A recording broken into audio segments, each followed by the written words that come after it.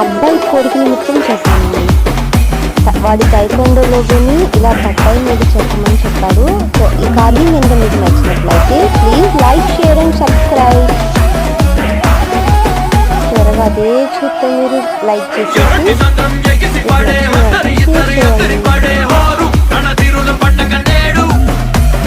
కత్తుల నెత్తుటి అలల తడే ఉప్పెన పెట్టుగా ఉలికి పడే